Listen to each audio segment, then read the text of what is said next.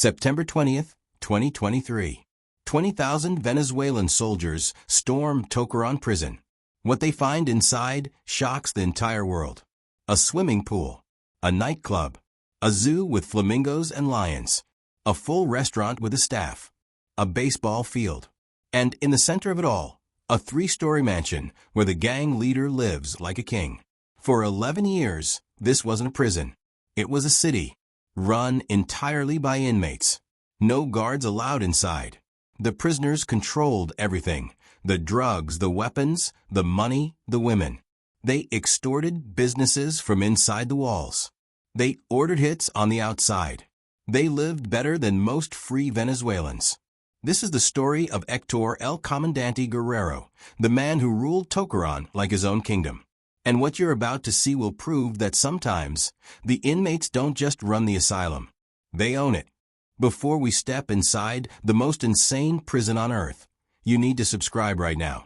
I cover prison stories that will blow your mind, and trust me, this one is unlike anything you've ever heard.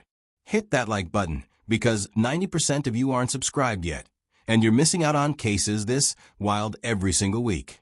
Now, let's go back to how Tocorón became a prison without guards. To understand Tocorón, you have to understand Venezuela.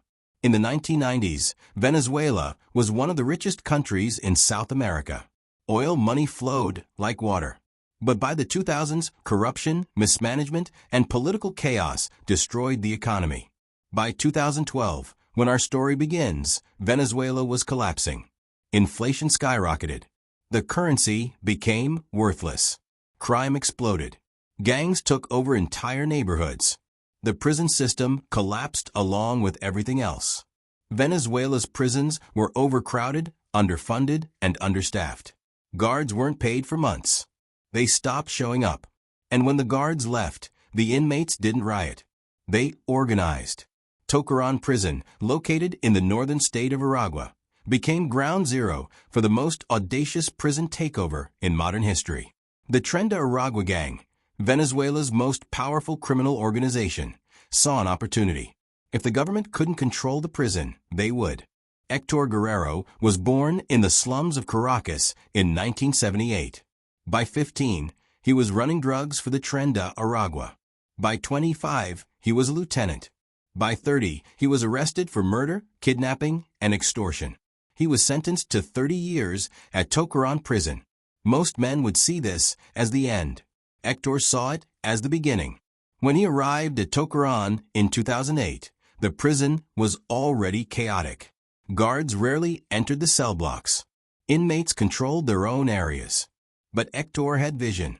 Within 2 years, he'd killed or exiled every rival gang leader. By 2012, he controlled the entire prison.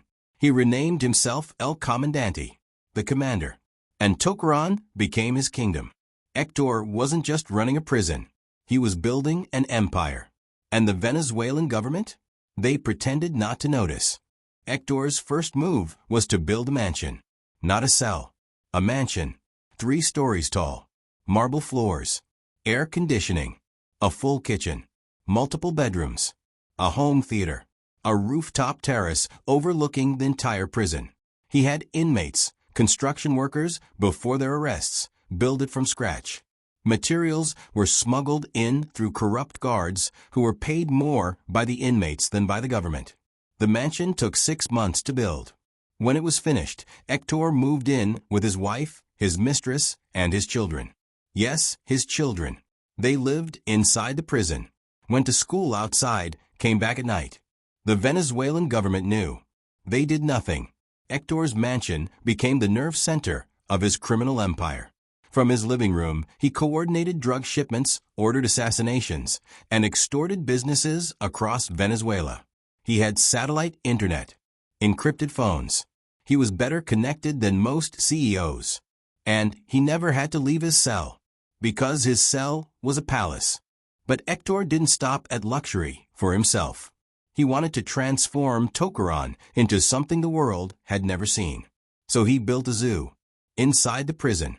A full zoo. He had flamingos, peacocks, monkeys, a lion, a Bengal tiger, dozens of exotic birds.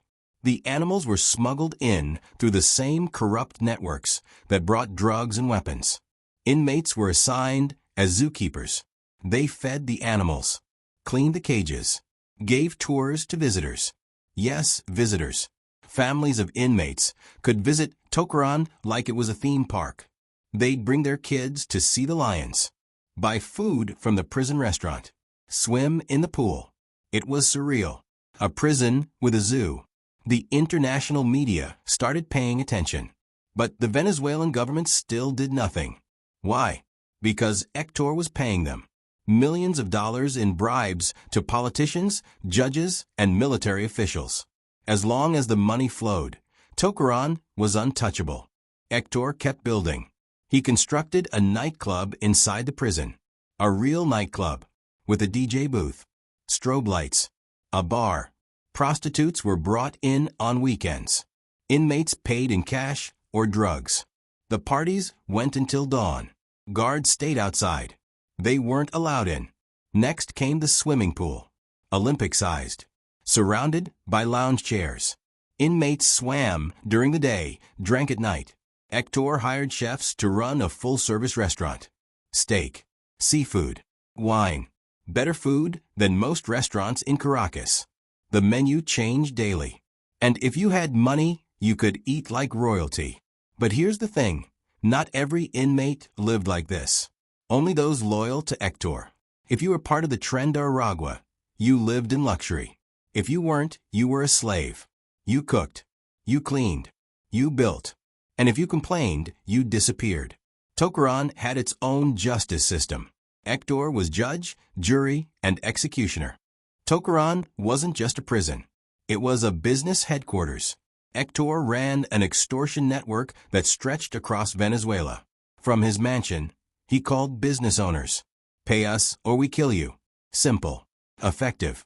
If they didn't pay, Héctor sent hit squads from outside the prison to execute them. He had soldiers on the outside who followed his orders without question. He extorted trucking companies, construction firms, restaurants, even small corner stores. Everyone paid.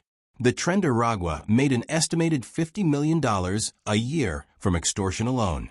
Not counting drugs, not counting weapons, not counting human trafficking.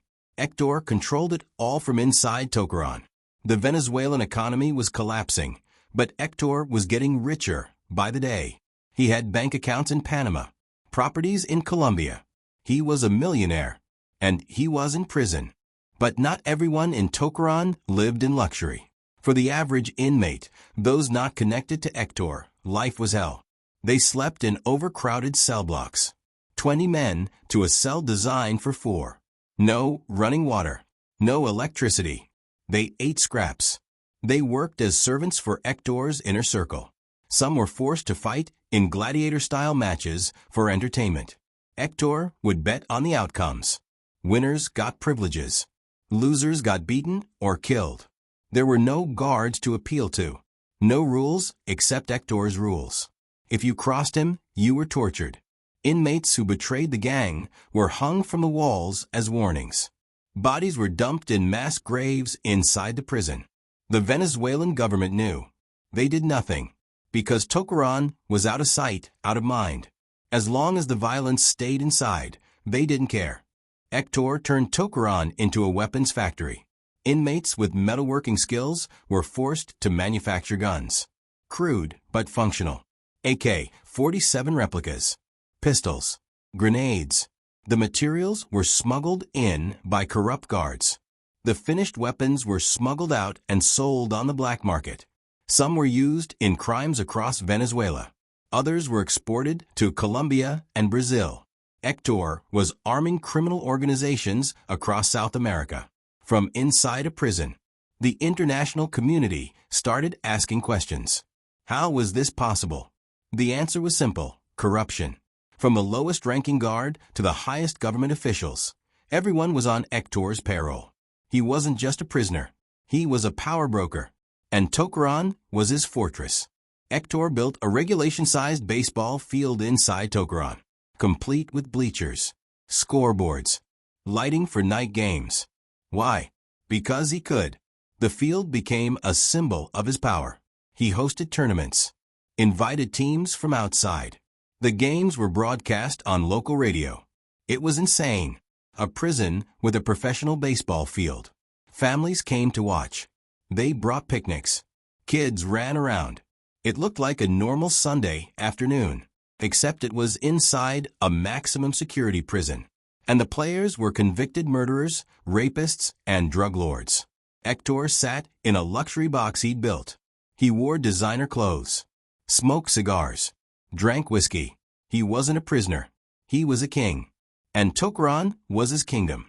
Real quick, if you're still watching this, you need to hit that subscribe button right now. This story gets even crazier, and I cover prison stories like this every week. Drop a comment. Is this the most insane prison you've ever heard of? Now, let's get to the moment everything came crashing down. By 2023, Tocorón was an international embarrassment. Human rights organizations condemned Venezuela. The U.S. State Department issued reports. International media ran exposés. The Venezuelan government could no longer ignore it. But there was a problem. Tocorón wasn't just a prison. It was a fortress. Héctor had thousands of loyal gang members inside. Weapons, explosives, surveillance systems. If the military tried to take it back, it would be a bloodbath. So for years, they waited. But in 2023, a new government official took charge of Venezuela's prison system. And he decided enough was enough. Tocorón had to fall. The planning took months. Intelligence agencies mapped the prison. Drones flew overhead. Informants on the inside sent information. The military prepared for war. Because that's what it would be. A war to take back a prison. September 20th, 2023. 5 a.m. 20,000 Venezuelan soldiers surround Tocorón prison. Tanks, helicopters, armored vehicles, snipers on rooftops. This isn't a prison raid. It's a military operation. Inside, Héctor gets word. His lookouts see the soldiers. He knows what's coming. He gathers his inner circle. They have two options, fight or run. Héctor chooses to run. There's a tunnel. Of course there's a tunnel. Héctor spent years digging a tunnel from his mansion to the outside. It exits half a mile away in the jungle. He grabs cash, weapons, and he runs. His top lieutenants follow. They disappear into the jungle before the soldiers even enter the prison. At 6 a.m., the military breaches the gates. They expect a firefight. Instead, they find chaos. Inmates scrambling, some surrendering, others hiding. But Héctor? Gone. The soldiers sweep through Tocorón. What they find is almost impossible to believe. The mansion, the pool, the nightclub, the zoo, the restaurant, the baseball field. It's all there, exactly as described. But it's even worse. They find weapons caches, hundreds of guns, grenades, explosives. They find a torture chamber, hooks on the walls, bloodstains on the floor. They find mass graves, dozens of bodies buried inside the prison. Inmates who crossed Héctor, rivals who were executed. The soldiers are horrified. This wasn't a prison. It was a medieval fortress run by a warlord. And the Venezuelan government let it happen for 11 years. The international media descends. Cameras capture everything. The mansion, the zoo, the pool. The world watches in disbelief. How did this happen? The answer is corruption, greed, and a government that lost control. Héctor Guerrero is gone. The tunnel leads to the jungle. From there, he vanishes. Some say he fled to Colombia. Others say Brazil. There are rumors he's in Panama, living under a new identity. The Venezuelan government offers a reward, $5 million for information leading to his capture. But so far, nothing. Héctor is still out there, still running the Tren de Aragua from hiding, still ordering hits, still extorting businesses. Tocorón is shut down. The remaining inmates are transferred to other prisons. The mansion is demolished. The zoo animals are relocated. The pool is filled in. The Venezuelan government wants to erase Tocorón, pretend it never happened. But the world won't forget. Tocorón proved that in Venezuela, the criminals have more power than the state. And that's terrifying. Not everyone escaped. Thousands of inmates were arrested during the raid. They're interrogated. Most claim they were forced to work for Héctor, that they had no choice. Some of that is true. But many were willing participants. They enjoyed the luxury. They helped build the empire. Now they're in even worse prisons. No pools. No restaurants. No zoos. Just concrete cells and violence. Some of them talk. They tell stories of life inside Tocorón. The parties. The executions. The control Héctor had. One inmate says he wasn't a prisoner. He was a god. We worshipped him because we feared him. Another says, I'd rather be back in Tocorón under Héctor than free in this country. At least there I had food. It's a chilling testament to how broken Venezuela has become. Before I show you what Tocorón looks like today, 90% of you still aren't subscribed. If you want more insane prison stories from around the world, hit that button now. And comment below, should Héctor get the death penalty if they catch him? Now, let's see what happened next. The manhunt for Héctor Guerrero is ongoing. Interpol has issued a red notice. He's wanted in Venezuela, Colombia, Brazil, and Panama. The Tren de Aragua is still operational. They're involved in drug trafficking, human smuggling, and extortion across South America. Héctor is believed to still be leading them. From hiding, using encrypted communications, changing locations constantly. He's become a ghost. Law enforcement agencies across the continent are coordinating. But Héctor has resources, money, loyal soldiers, corrupt officials protecting him. Catching him won't be easy. Some analysts believe he'll never be caught, that he'll live out his days in hiding, still controlling his empire. Others believe it's only a matter of time, that someone will betray him for the reward money. Until then, Héctor el Comandante, Guerrero remains one of the most wanted men in South America. Tocorón exposed Venezuela's prison crisis to the world. But it's not the only prison with problems. Across Venezuela, gangs control prisons. Inmates have weapons. They extort families for protection money. Riots break out regularly. Guards are afraid to enter. The government has lost control. Human rights organizations call it a humanitarian disaster. Families of inmates live in fear. They're forced to pay bribes just to visit their loved ones. They smuggle in food because the prison doesn't provide it. Children grow up visiting their fathers in gang-controlled fortresses. It's a cycle of violence and corruption that shows no signs of ending. Tocorón was just the most extreme example, but the rot runs deep. Until Venezuela's government addresses the systemic corruption, more Tocoróns will emerge. Some former Tocorón inmates have been released. They tell stories of what life was like inside. One man, Carlos, says it was like two different worlds. If you were with Héctor, you lived like a celebrity. If you weren't, you were nothing. I worked in the restaurant. I cooked for him. I saw him every day. He treated us well as long as we obeyed. But I saw what happened to people who didn't. Another inmate, Miguel, says the zoo was real. I took care of the flamingos. It was my job. People don't believe me when I tell them. But it was real. All of it. These testimonies paint a picture of a surreal, dystopian world. A prison where the rules of reality didn't apply.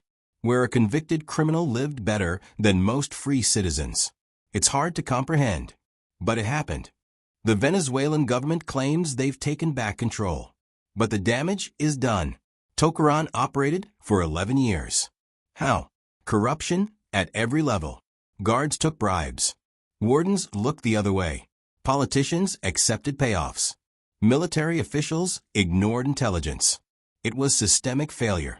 Some officials have been arrested. Scapegoats mostly. The real architects of the corruption remain in power. The international community has called for investigations. The U.S. has sanctioned Venezuelan officials. But inside Venezuela, little has changed. The government blames external forces. They claim international conspiracies. They refuse to accept responsibility. Meanwhile, The Tren de Aragua continues to operate. Héctor continues to evade capture. And Venezuela's prisons remain out of control. In Venezuela's criminal underworld, Héctor is a legend. Songs are written about him, murals painted. He's romanticized as a Robin Hood figure who stood up to a corrupt government. It's a twisted narrative. But in a country where the government has failed its people, criminals become heroes. Young men in the slums of Caracas idolize Héctor. They want to be like him. Powerful, wealthy, feared. The Tren de Aragua recruits them, promises them the same life Héctor had. And the cycle continues. Héctor's legacy isn't just Tocorón. It's the proof that in a failed state, crime pays. And that's a dangerous lesson. Today, Tocorón is empty. The Venezuelan military patrols it. But there are no inmates. The mansion has been demolished. The pool filled in. The zoo dismantled. The restaurant destroyed. All that remains is rubble and memories. Journalists have been allowed inside to document the aftermath. Photos show the scale of what was built. The baseball field. The nightclub. The infrastructure. It's haunting. A monument to corruption and chaos. The Venezuelan government says Tocorón will be rebuilt, turned into a proper prison. But no one believes them. Most think it will remain abandoned. A ghost prison. A reminder of what happens when a government loses control.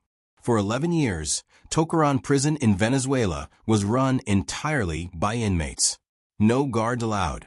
A gang leader lived in a mansion with a zoo, a pool, a nightclub, and a baseball field. He extorted businesses, ordered assassinations, and lived like a king. Until 20,000 soldiers stormed the prison, and he vanished into the jungle. Héctor el Comandante Guerrero is still out there. Still running the Tren de Aragua. Still one of the most wanted men in South America.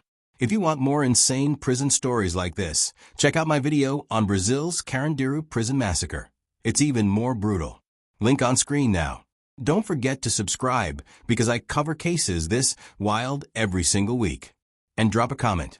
Do you think Héctor will ever be caught, or is he untouchable? Thanks for watching. I'll see you in the next one.